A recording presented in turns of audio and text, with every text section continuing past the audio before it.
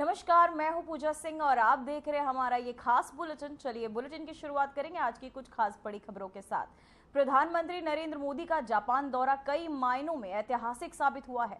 Tokyo से लेकर Sendai तक रणनीति साझेदारी, व्यापारिक निवेश, तकनीकी सहयोग और सेमीकंडक्टर क्रांति की चर्चाएं हर मंच पर गूंज रही हैं। वहीं दूसरी ओर भारत जापान की ये नई केमिस्ट्री कुछ वैश्विक ताकतों को असहज भी कर रही है, खासकर अमेरिका जो कभी खुद टैरिफ वॉर और एशिया में रणनीति संतुलन के दौर से गुजर रहा है। अब देखिए ये खास रिपोर्ट जिसमें हम बताएंगे कि प्रधानमंत्री मोदी का ये दौरा सिर्फ बुलेट ट्रेन तक सीमित नहीं बल्कि एशिया की नई शक्ति धुरी के निर्माण की एक अहम कड़ी है।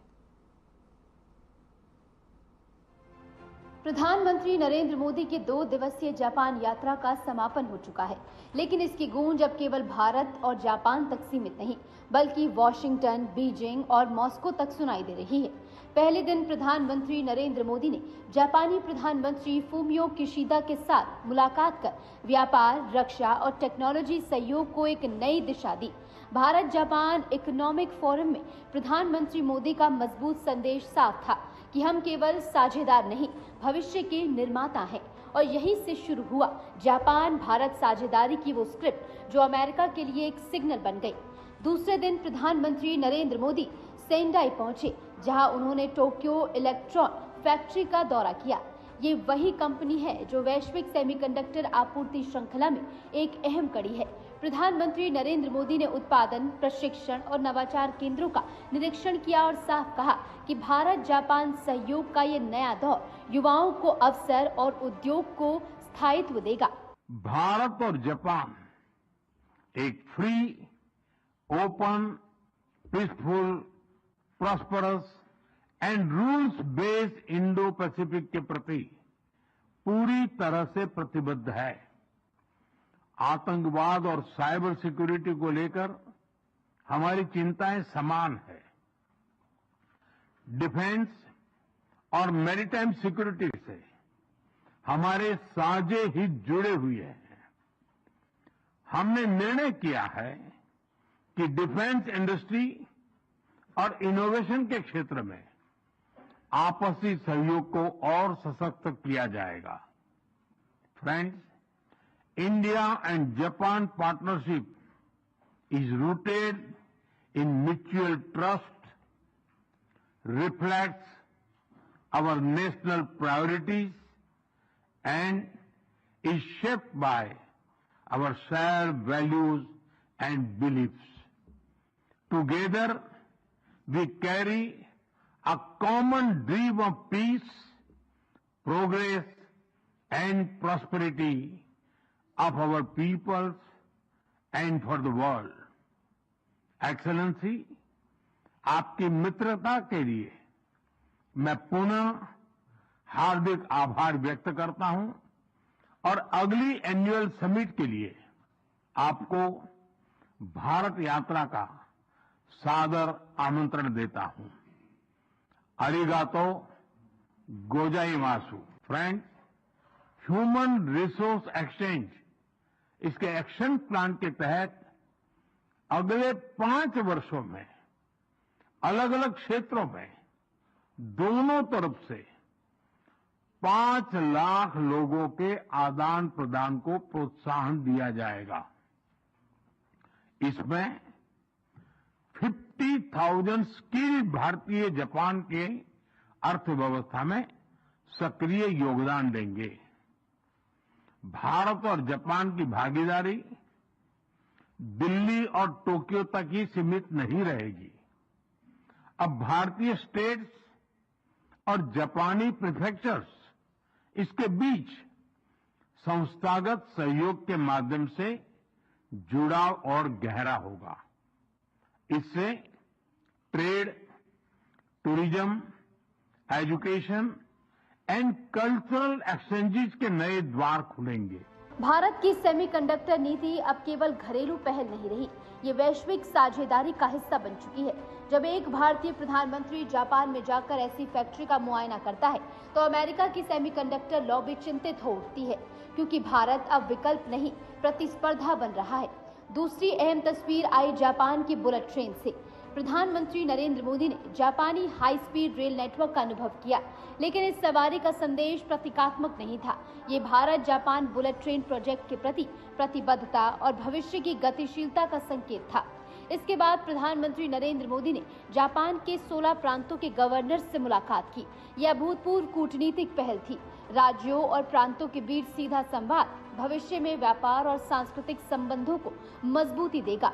प्रधानमंत्री ने इस बातचीत को भारत जापान मैत्री का ग्राम स्तर से वैश्विक स्तर तक विस्तार बताया। और फिर एक और महत्वपूर्ण क्षण आया। प्रधानमंत्री नरेंद्र मोदी ने जापान में JR ईस्ट में ट्रेनिंग ले रहे भारतीय ट्रेन ड्राइवर से बातचीत की, उनके साथ तस्वीरें साझा की और ये दिखाया कि भारत की नई पीढ़ी न केवल टेक्नोलॉजी बल्कि जापान की कुशलता में भी अपनी जगह बना रही है। इस बीच सोशल मीडिया पर प्रधानमंत्री नरेंद्र मोदी का एक पोस्ट वायरल हुआ। यात्रा रहेगी यादगार, परिणाम होंगे उपयोगी। इसमें छिपा था एक स्पष्ट संकेत। ये दौरा केवल औपचारिकता नहीं, रणनीतिक योजना का हिस्सा है। अब बात अमेरिका की कर लेते हैं, जो पहले ही वैश्विक टैरिफ युद्ध और तकनीकी अस्थिरता से जूझ रहा है। भारत जापान की बढ़ती नजदीकी, खासकर सेमीकंडक्टर क्षेत्र में अमेरिका को अपनी इंडो पैसिफिक रणनीति पर दोबारा सोचने को मजबूर कर रही है। अमेरिका, जो अब तक भारत को चीन के मुकाबले एक साझेदार मानता था, अब देख रहा है कि भारत खुद एक नीति निर्माता बन रहा है, जापान, रूस और चीन के साथ तालमेल से।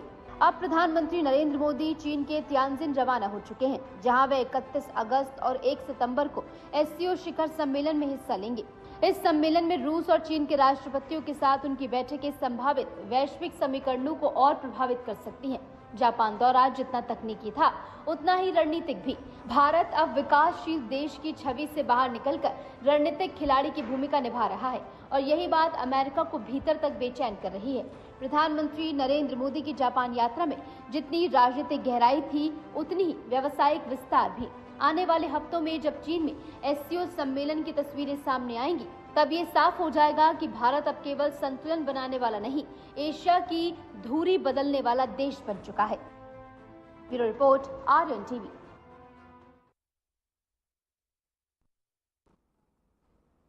तो वहीं जोधपुर में केंद्रीय गृह मंत्री गजेंद्र सिंह शेखावत ने आज MBA इंजीनियरिंग कॉलेज और IIT जोधपुर के तत्वाधान में, आपको बता दें, भू विज्ञान और भू तकनीकी इंजीनियरिंग के क्षेत्र में 1 दिवसीय कार्यक्रम का उद्घाटन किया। शेखावत ने इस अवसर पर कहा, ये कार्यक्रम बहुत सहयोग होगा। इससे हम बता दें कि तकनीकी शिक्षा को नई दिशा मिलेगी और उन्होंने इस क्षेत्र में संस्थाओं के योगदान की सराहना की और कहा कि इस तरह के आयोजन से भू विज्ञान और इंजीनियरिंग के क्षेत्रों में आगे बढ़ने का मौका मिलेगा।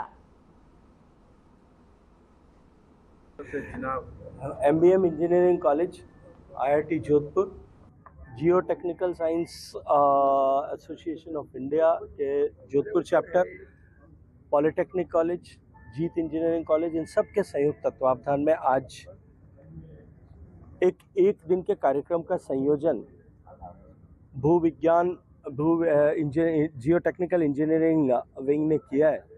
मैं उसके लिए बहुत सारा अभिनंदन इसलिए करना चाहता हूँ कि प्रोफेसर KS राव साहब ने अपने जीवन में देश में बहुत सारे क्रिटिकल इंजीनियरिंग प्रोजेक्ट्स को लीड किया है।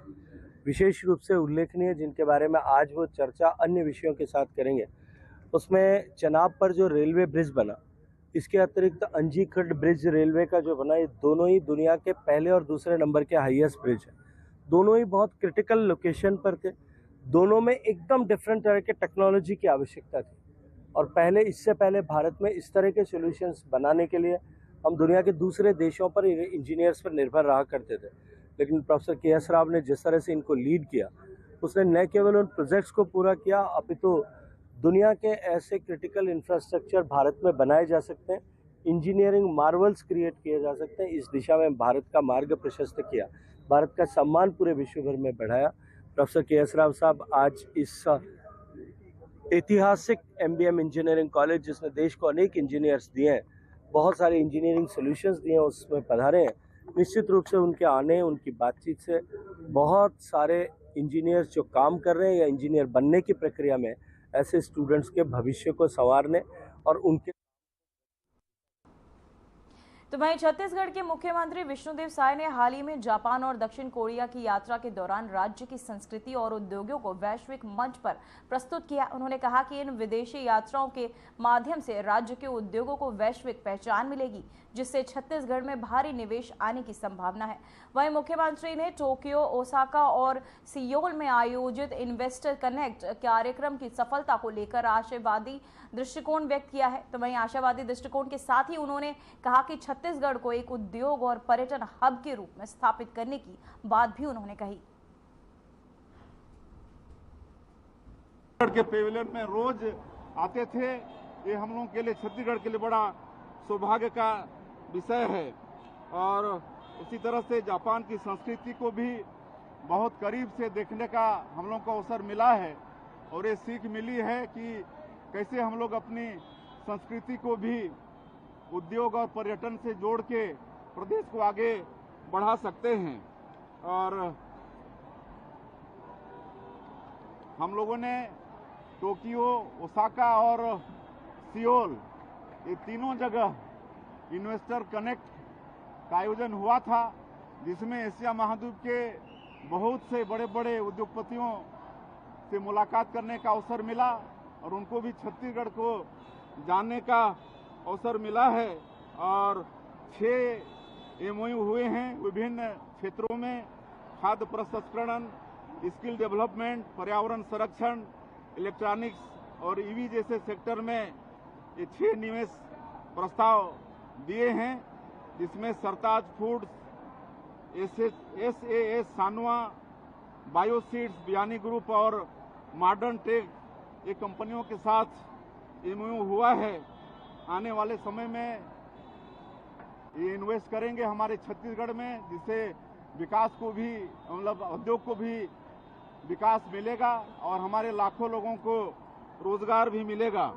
उसी तरह से वहाँ की जो बड़ी बड़ी संस्थाएं हैं, NTT है, जेट्रो है, KITA है, मोराबू, हसीन, ATCA और यूनिकोरल जैसी जो बड़ी बड़ी संस्थाएं हैं, इनके साथ भी हम लोग की मुलाकात हुई है, चर्चा हुई है। और IT, semiconductor, cloud, pharma, electronics, logistic और स्किल ट्रेनिंग, इन क्षेत्रों पर इन संस्थाओं से चर्चा हुई है। तो इस क्षेत्र में इनका भी सहयोग हमारे छत्तीसगढ़ को मिलने वाला है। कोरिया में ICC के साथ हमारा MOU हुआ है, वे हमारे नॉलेज पार्टनर बनेंगे और हमारे प्रदेश में औद्योगिक नीति के तहत उद्योगों में नई तकनीक और स्किल और मैन पावर तैयार करने में इनके द्वारा हमारे छत्तीसगढ़ को सहयोग मिलेगा। इस तरह से ये दोनों देश की विदेश यात्रा बहुत ही सफल रहा है। मुझे पूरा विश्वास है कि इस दोनों देश की यात्रा से छत्तीसगढ़ को लोग अच्छे से जानेंगे और एशिया महाद्वीप के बड़े उद्योगपतियों से भी मुलाकात हुई है। सबका बहुत इंटरेस्टेड हैं हमारी नई उद्योग नीति और हमारे छत्तीसगढ़ के विषय में जो जानकारी उनको दिए, उससे बहुत इंटरेस्टेड हैं और आने वाले समय में ये भारी निवेश आएगा, ऐसा मुझे पूरा विश्वास है। तो वहीं दिल्ली की मुख्यमंत्री रेखा गुप्ता ने आज अलीपुर स्थित DM कार्यालय में जिला समिति अध्यक्ष कार्यालय का उद्घाटन किया। इस मौके पर मुख्यमंत्री गुप्ता ने खुशी जताते हुए कहा, हमारे उत्तरी जिले में इस भवन की कमियों को दूर करने उस नवीनीकरण किया गया है, जो सुशासन का प्रतीक है। उन्होंने आगे बताया कि सरकार ने DM कार्यालय को सक्रिय करने का बीड़ा उठाया और अब तक 11 जिलों में इसे पुनर्जीवित किया गया है।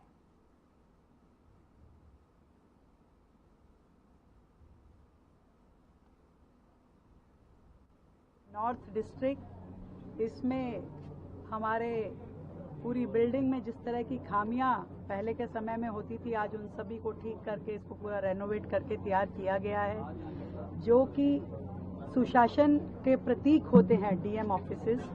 उन सभी DM ऑफिसेस को एक्टिवेट करने के लिए सरकार ने इनिशिएट किया और आते ही अपने जितने 11 के 11 डिस्ट्रिक्ट्स को हमने रिवाइवल के लिए लगाया। हमारे DMs को सपोर्ट के लिए उनको जो स्टाफ चाहिए, जो असिस्टेंस चाहिए, जो पावर चाहिए और जो फाइनेंशियल उनकी इम्प्लीकेशंस होनी चाहिए उन सब पे उनको मजबूत किया।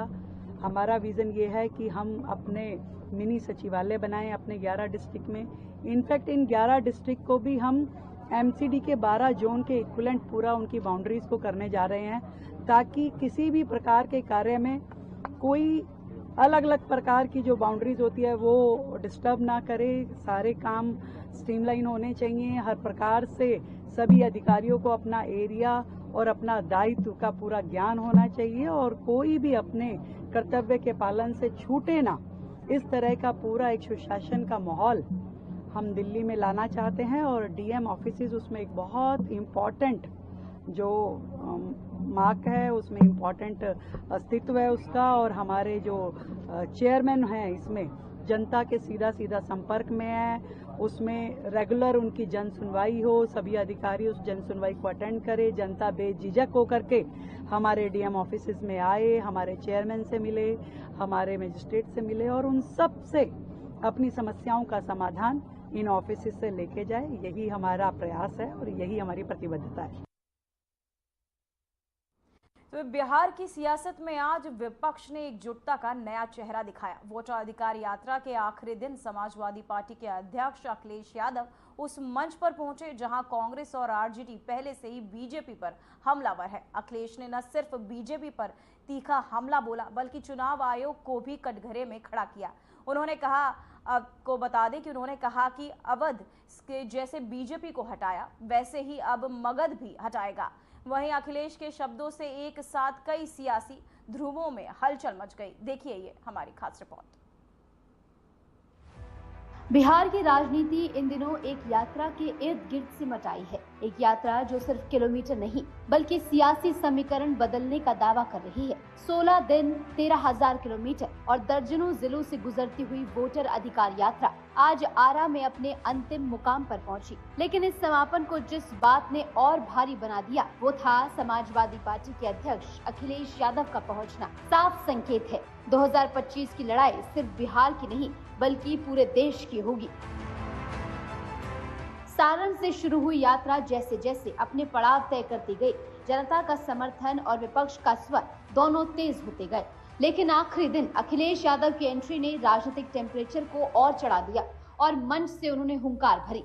अवध ने बीजेपी को हटाया, अब मगध भी हटाएगा, बीजेपी का पलायन होगा। ये सिर्फ बयान नहीं बल्कि यूपी बिहार की साजिश सियासत का ट्रेलर था। एक क्षेत्रीय दल के नेता का ऐसा आत्मविश्वास इस बात का प्रतीक है कि यूपी की राजनीति अब बिहार में भी गूंज पैदा कर रही है। अखिलेश यादव ने सिर्फ बीजेपी पर हमला नहीं बोला बल्कि चुनाव आयोग को जुगाड़ आयोग तक बताकर सीधे संवैधानिक संस्थाओं की निष्पक्षता पर बड़े सवाल खड़े कर दिए। उन्होंने कहा कि ये कोई सामान्य फैसला नहीं बल्कि वोट की चोरी के लिए रची गई रणनीति है। ये सरफिरा फैसला है। ये बीजेपी जिस तरह काम करती है, ये इस्तेमाल पार्टी है, ये लोगों का इस्तेमाल करती है और लोग धीरे धीरे भारतीय जनता पार्टी को इस्तेमाली पार्टी बोल रहे हैं।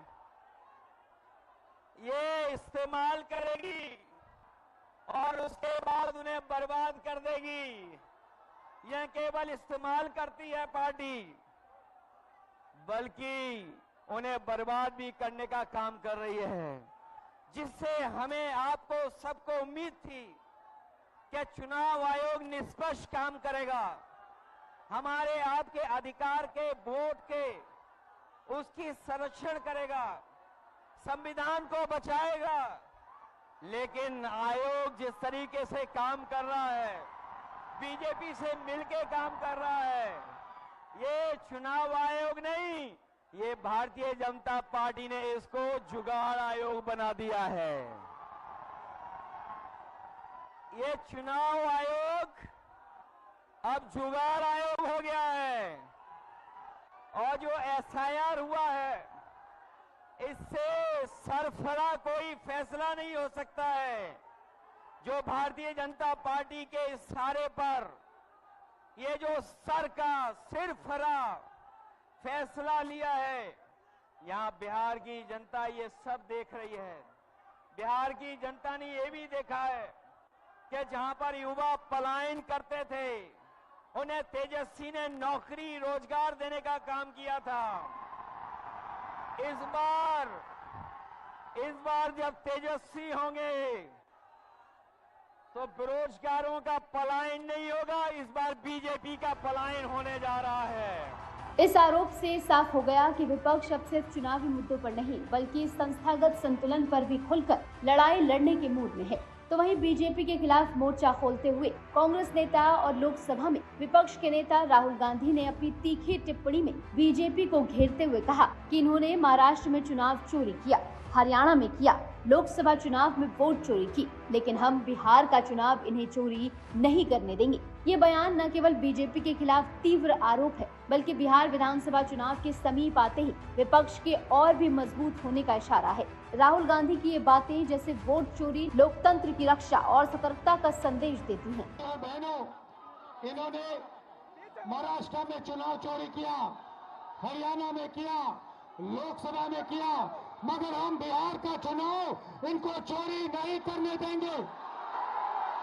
बात मंजूर है? पक्का? वोट चोरी होगी बिहार में? होगी? बिल्कुल नहीं होगी। तेजस्वी यादव ने जहां बेरोजगारी और सामाजिक न्याय के मुद्दे उठाए, वहीं अखिलेश यादव ने इस लड़ाई को वोट के अधिकार की लड़ाई करार दिया। यानी ये यात्रा अब सिर्फ वोटर अधिकार नहीं बल्कि रोजगार अधिकार, संवैधानिक अधिकार और राजनीतिक आत्मसम्मान की यात्रा बन चुकी है। इस यात्रा की राजनीतिक गहराई को समझने के लिए इसके भूगोल को देखना जरूरी है। पूर्वी बिहार के वो जिले जहाँ से यात्रा गुजरी यूपी से सटे हैं, बलिया, देवरिया, गाजीपुर, आजमगढ़। ये वो जमीन है जहां जातीय समीकरण, रिश्तेदारियां और सांस्कृतिक जुड़ाव बहुत गहरा है। यात्रा की शुरुआत में तमिलनाडु के मुख्यमंत्री एम.के. स्टालिन का मंच साझा करना भी विपक्षी एकता की व्यापकता को दिखाता है। ये अब केवल क्षेत्रीय आंदोलनों का गठजोड़ नहीं रहा बल्कि संविधान को बचाने का साझा संकल्प बनता हुआ नजर आ रहा है। राजनीतिक विश्लेषक इस यात्रा को ऑल इंडिया अलायंस का जनसंपर्क मॉडल कह रहे हैं, जहां हर राज्य से एक क्षेत्रीय ताकत एक राष्ट्रीय उद्देश्य के लिए साथ आ रही है। इस बीच विपक्ष का आरोप ये भी रहा कि सत्ता पक्ष बेचैन है। पटना जहां यात्रा गुजरी वहीं कांग्रेस और बीजेपी कार्यकर्ताओं के बीच झड़प की खबरें भी आईं। तेजस्वी यादव ने इसे बीजेपी की घबराहट बताया।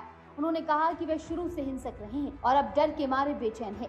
अब ऐसे में एनडीए को लेकर भी कई सवाल खड़े हो रहे हैं कि क्या वे इस तरह की जमीनी विरोध के जवाब में एक राय बनाकर उतर पाएंगे। बिहार की राजनीति में इस समय हलचल बेहद तेज है, जहां पक्ष और विपक्ष दोनों ही तैयारी में जुटा हुआ है। इस बीच विपक्ष की वोटर अधिकार यात्रा कितना प्रभावित कर पाएगी जनता को, ये देखना महत्वपूर्ण होगा। Bureau report, Aryan TV. Bihar की राजनीति में हलचल तेज हो गई है। नीतीश कुमार की अगुवाई में एनडीए मैदान में, साथ ही चुनाव की तैयारियों का बिगुल बज चुका है। सीट शेयरिंग फॉर्मूला तैयार, ऐलान जल्द होने वाला है, लेकिन रैलियों के बहाने विपक्ष पर आरोप और अब शब्दों का खेल भी शुरू हो चुका है। इसी को लेकर देखिए हमारी ये खास रिपोर्ट। बिहार में आगामी विधानसभा चुनाव को लेकर एनडीए ने रणनीति तेज कर दी है। सीट शेयरिंग फॉर्मूला तैयार हो चुका है और ऐलान जल्द होने वाला है। विशेषज्ञों का कहना है कि नीतीश कुमार की अगुवाई गठबंधन को मजबूती देगी, लेकिन केवल सीट शेयरिंग ही नहीं, रैली और चुनावी बयानबाजी के बहाने विपक्ष पर निशाने साधे जा रहे हैं। अब शब्द और आरोपों का दौर तेज हो गया है। विशेषज्ञों के अनुसार यह चुनाव केवल राजनीतिक नहीं बल्कि भावनात्मक युद्ध भी बन चुका है। राजनीतिक दल अपने अपने उम्मीदवारों की तैयारी में जुटे हुए हैं। एनडीए के भीतर घटक दलों के बीच सीटों को लेकर हलचल दिखाई दे रही है। साथ ही जनता की उम्मीद और सवाल भी चुनावी बहस का हिस्सा बन रहे हैं। बता दें कि नीतीश कुमार का नेतृत्व हमेशा गठबंधन को मजबूत बनाता रहा है। सीट शेयरिंग फॉर्मूला तैयार होने के बाद रणनीति स्पष्ट हो चुकी है, लेकिन रैलियों में अब शब्द और आरोपी की राजनीति जनता की राय को प्रभावित कर सकती है। यह चुनाव केवल संख्या का नहीं बल्कि छवि और भावनाओं का भी खेल है। जैसे जैसे चुनाव की तारीख नजदीक आ रही है, राजनीति के इस रंगीन मंच पर आरोप, अब शब्द और रणनीति का खेल तेज हो गया है। नीतीश कुमार के नेतृत्व में एनडीए की तैयारी और विपक्ष की चुनौती बिहार को नया राजनीतिक परिदृश्य दे रही है। दरअसल राहुल गांधी और तेजस्वी यादव इस समय बिहार में वोटर अधिकार यात्रा निकाल रहे हैं। उनकी इस यात्रा से जुड़ा एक वीडियो इस समय सोशल मीडिया पर तेजी से वायरल हो गया है। इस वीडियो में पीएम नरेंद्र मोदी की दिवंगत माता के लिए अपमानजनक भाषा का इस्तेमाल होता हुआ सुनाई दे रहा है। कथित वीडियो के वायरल होने के बाद बीजेपी, कांग्रेस पार्टी और राजद पर हमलावर है। बीजेपी ने कहा है कि ये यात्रा अपमान, नफरत और अश्लीलता की सारी सीमाएं पार कर रही है। पार्टी ने इसे राजनीति का सबसे निचला स्तर बताया है। बीजेपी ने एक्स पर पोस्ट कर कहा है कि राहुल गांधी और तेजस्वी यादव की यात्रा के मंच से प्रधानमंत्री श्री नरेंद्र मोदी जी की स्वर्गीय माता के लिए बेहद अवरत भाषा का प्रयोग किया गया। राजनीति में ऐसी नीचता पहले भी कभी नहीं देखी गई। यह यात्रा अपमान, घृणा की सारी हदें पार कर चुकी है। कांग्रेस, आरजेडी ने निर्लजता की सभी हदें पार कर दी हैं। राहुल गांधी और तेजस्वी यादव के मंच से भारत मां के लाडले सपूत यशस्वी प्रधानमंत्री श्री नरेंद्र मोदी जी की स्वर्गीय माताजी पर की गई अभद्र टिप्पणी इन पार्टियों के चरित्र और संस्कार को बताती है। इस कृत्य के लिए देश उन्हें कभी माफ नहीं करेगा। कांग्रेस की परंपरा रही है कि जब भी वे चुनाव हारने लगते हैं तो अपशब्दों का इस्तेमाल करते हैं। अरे ये मां जानकी की पावन धरती है, ये ज्ञान की भूमि है, बिहार तपोस्थली है। प्रधानमंत्री जी की दिवंगत माताजी पर अभद्र टिप्पणी घोर निंदनीय है। बहुत ही शर्मनाक है विपक्ष के नेताओं का ये व्यवहार। मतलब सीता माँ की धरती पे हमारी किसी भी माँ का अपमान कतई बर्दाश्त के लायक नहीं है, और वो भी देश के प्रधानमंत्री जी की माँ के बारे में अपशब्द बोले। ऐसे घटिया सोच, ऐसी घटिया राजनीति को देश की जनता तिलांजलि देती है। आज मैं सच में कहना चाहती हूँ एक महिला होने के नाते कि माँ का अपमान करना ये यही लोग कर सकते हैं जिनको ना धरती माँ से प्यार है, ना भारत माता से प्यार है, और ना ही माँ शब्द का सम्मान। फिलहाल बुलेटिन और रिपोर्ट्स में इतना ही। मुझे दीजिए इजाजत। नमस्कार।